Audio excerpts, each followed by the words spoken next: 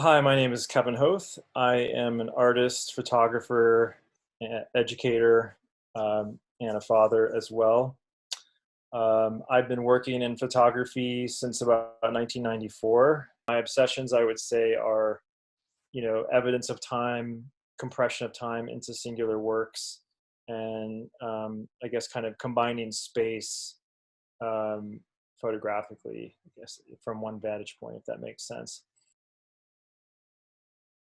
As far as COVID affected my life, my livelihood, my artistic practice, the main thing that happened was in March, I was teaching 3 classes at CU Boulder, and so all of those classes had to move fully online. So that was quite a large change in the way that I was delivering my teaching, the way that I was interacting with my students, of course. I tend to make a lot of work about my personal situation, my life, and a lot of my work is actually comes out of dealing with difficult situations in my life. So I almost use it my artwork as therapy in a way. So for me, like dealing with this new situation that was traumatic, there's a lot of loss involved and grief. Um, I actually I've been pretty productive, I feel like, especially March, April, May, just making a lot of work.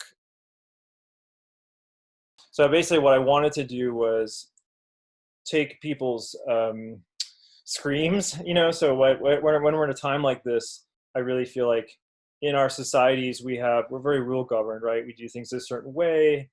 We don't really let our wildness out a whole lot. It's very everything's very regimented and that sort of thing. And I just had this idea of basically letting people scream, recording the screams, and then somehow translating that into like a cyanotype photographic print. So I've seen people do things with sound waves before, and I thought I could maybe make that work.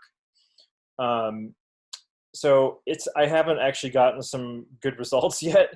So I'm still sort of testing it out.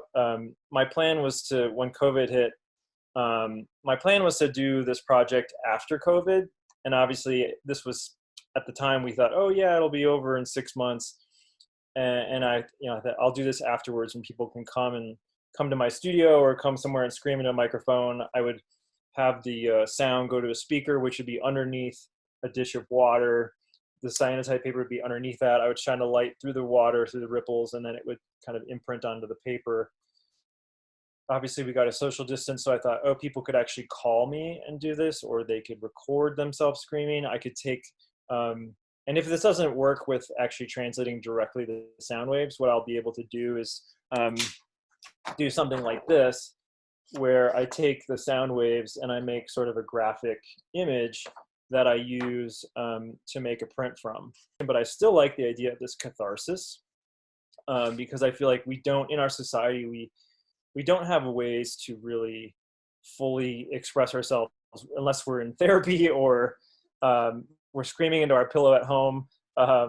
So I think more and more we're probably all feeling this grief and this loss and this need to sort of viscerally express our emotions. So I like the idea of being able to facilitate that, even if it's, I don't uh, fully know the therapeutic benefits, but I like the idea of it.